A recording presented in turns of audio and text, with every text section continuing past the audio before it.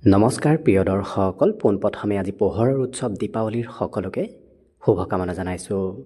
দীপাৱলীৰ দিনা মাটিৰ চাকি জ্বলোৱা পৰম্পৰা যিহেতু পূৰ্বৰ পৰাই চলি আহিছে আৰু মাটিৰ চাকি অবিহনে আচলতে দীপাৱলী উৎসৱ কিছু আধৰুৱা হৈ ৰয়। গতিকে আজি আমি আপোনালোকে ঘৰত কেইগছি মাটিৰ চাকি জ্বলোৱাটো শাস্ত্ৰসন্মতভাৱে লাভদায়ক হ'ব আৰু কিমান সময়ৰ ভিতৰত আপোনালোকে মাটিৰ চাকি জ্বলাব সেই বিষয়ে জনাম। কাৰণ শুভ সময়ত আৰম্ভ কৰা যিকোনো কামে জীৱনত সদায় শুভ ফল প্ৰদান কৰে। গতিকে সময়ৰ মূল্য অতি আছে। গতিকে যিহেতু শুভ সময় আজিৰ দিনটোতো সন্ধিয়াৰ সময়ত আছে, গতিকে কোনখিনি সময়ত সেই শুভ সময় থাকিব আজিৰ ভিডিঅ'ত আপোনালোকে জানিব পাৰিব। অৱশ্যে ভিডিঅ'টো আৰম্ভ কৰাৰ পূৰ্বে আপোনালোকলৈ এটা বিশেষ অনুৰোধ যে ভিডিঅ'টোত এটা লাইক কৰিব আৰু যদি আজি প্ৰথমবাৰৰ বাবে এই চেনেলটোলৈ আহিছে তেতিয়াহ'লে চেনেলটো ছাবস্ক্ৰাইব কৰি কমেণ্ট বক্সত জয় মা লক্ষ্মী লিখিবলৈ একেবাৰে নাপাহৰিব।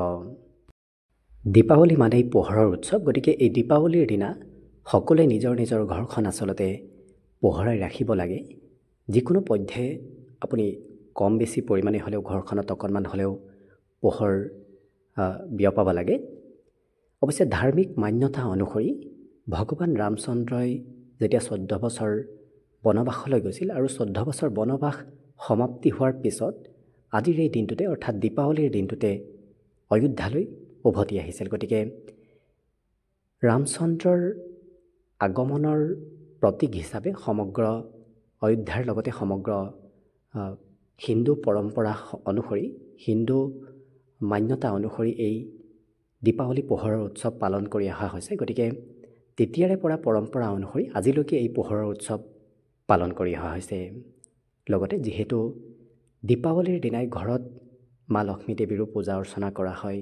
মা লক্ষ্মী দেৱী অৱশ্যে ধনতেৰছৰ পৰাই লক্ষ্মী দেৱীৰ পূজা অৰ্চনা কৰি থকা হয়, কিন্তু বিশেষকৈ দীপাৱলীৰ দিনা মা লক্ষ্মী দেৱীক পূজা অৰ্চনা কৰাটো ঘৰ এখনৰ বাবেও অতি লাভদায়ক হয়। গতিকে আজিৰ এই দীপাৱলীৰ দিনা পূজাৰ শুভ মুহূৰ্ত কেতিয়ালৈকে থাকিব সেই বিষয়ে প্ৰথমতে জনাইছোঁ। কাৰণ পূজাৰ শুভ মুহূৰ্তত পূজা কৰাটো ঘৰখনৰ বাবে অতি লাভদায়ক আৰু প্ৰত্যেকটো কামেই অৱশ্যে শুভ মুহূৰ্তত হোৱাটো অতি লাভদায়ক। কাৰণ শুভ মুহূৰ্তত যেতিয়া কামবোৰ হয় তেতিয়া গোটেই জীৱনত সেই কৰ্মই শুভ ফল দিয়া দেখা যায়। গতিকে আজি যিহেতু লক্ষ্মী পূজাৰ শুভ মুহূৰ্ত চলি থাকিব সন্ধিয়া 7:08 পৰা 8:18। গতিকে যিসকলে ঘৰত লক্ষ্মী পূজা কৰিব তেওঁলোকে এইখিনি সময়ৰ ভিতৰত সংকল্প লৈ পূজা অৰ্চনা কৰাটো তেওঁলোকৰ বাবে লাভদায়ক হ'ব।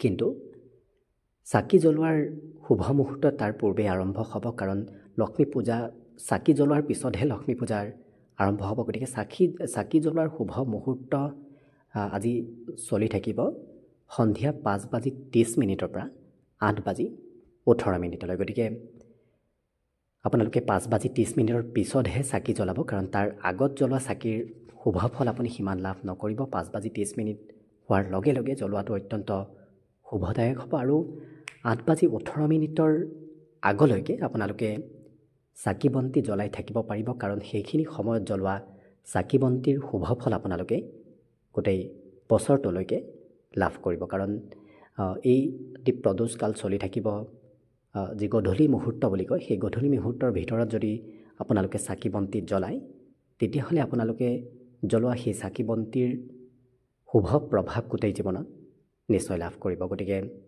এই সময়ৰ ভিতৰতে আপোনালোকে জ্বলোৱাৰ চেষ্টা কৰিব।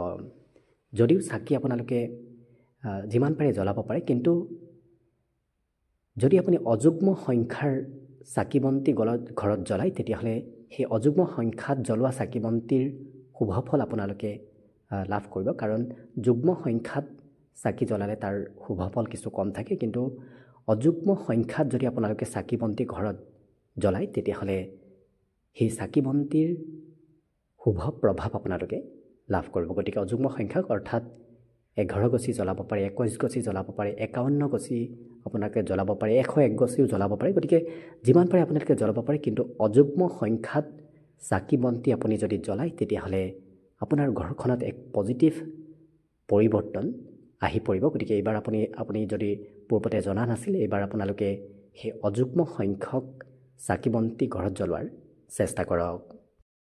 লগতে এই শুভ সময়খিনিৰ ভিতৰত ঘৰৰ প্ৰথম গছি চাকি কোনটো দিশত জ্বলাব সেইটো খুব গুৰুত্বপূৰ্ণ, কাৰণ প্ৰথম গছি চাকি হৈছে ঘৰৰ সৰ্বেসৰ্বা। গতিকে ঘৰৰ প্ৰথম গছি চাকি আপুনি দক্ষিণ পূব কোণত জ্বলাব।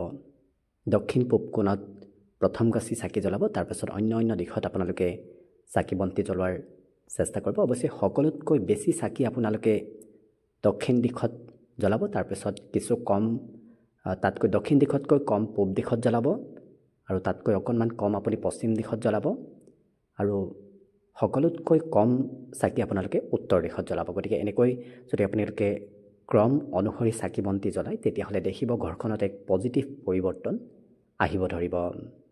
লগতে আপোনালোকে প্ৰথমতে মন্দিৰত দুগছি চাকি জ্বলাব। এগছি মিঠাতেলৰ চাকি নতুবা অন্য তেলৰ চাকি জ্বলাব, আৰু অন্য গছি আপোনালোকে ঘিৰ চাকি জ্বলাব। আৰু ঘৰৰ মুখ্য দুৱাৰত দুয়ো কাষে দুগছি চাকি জ্বলাব।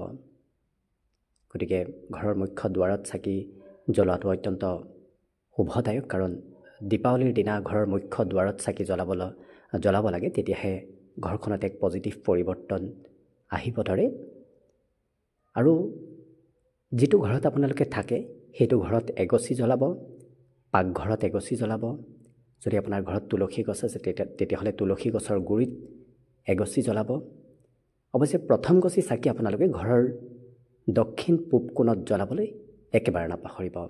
তাৰ পিছতহে অন্য দিশত আপোনালোকে চাকি বন্তি জ্বলাব। প্ৰথম গছি চাকি জ্বলোৱাৰ পিছত অন্য চাকিবোৰ আপোনালোকে জ্বলাব ধৰিব। প্ৰথম গছি দক্ষিণ পূবত জ্বলাব, তাৰপিছত পূব দিশত জ্বলাব, তাৰপিছত দক্ষিণত জ্বলাব, তাৰপিছত দক্ষিণ পশ্চিম কোণত জ্বলাব, তাৰপিছত পশ্চিমত জ্বলাব, তাৰপিছত পশ্চিম উত্তৰ কোণত জ্বলাব, তাৰপিছত উত্তৰত জ্বলাব, তাৰপিছত উত্তৰ পূব কোণত জ্বলাব। গতিকে প্ৰত্যেকটো কোণতে আপোনালোকে চাকি বন্তি জ্বলোৱাৰ চেষ্টা কৰিব, কাৰণ দীপাৱলীৰ দিনা প্ৰত্যেকটো কোণত চাকি বন্তি জ্বলোৱাটো অত্যন্ত শুভদায়ক বুলি শাস্ত্ৰত উল্লেখ আছে। গতিকে আপোনালোকে চেষ্টা কৰিব, যিমান পাৰে চেষ্টা কৰিব ঘৰৰ প্ৰতিটো দিশ আপোনালোকে উজ্বলাই তোলাৰ চেষ্টা কৰিব। তেতিয়া প্ৰতিটো দিশৰ পৰা পজিটিভ এনাৰ্জিবোৰ আপোনাৰ ঘৰলৈ আহিব ধৰিব, আৰু যদি কিবা বাস্তু দোষো আছে তেতিয়াহ'লে সেই বাস্তু দোষবোৰো নোহোৱা হ'ব।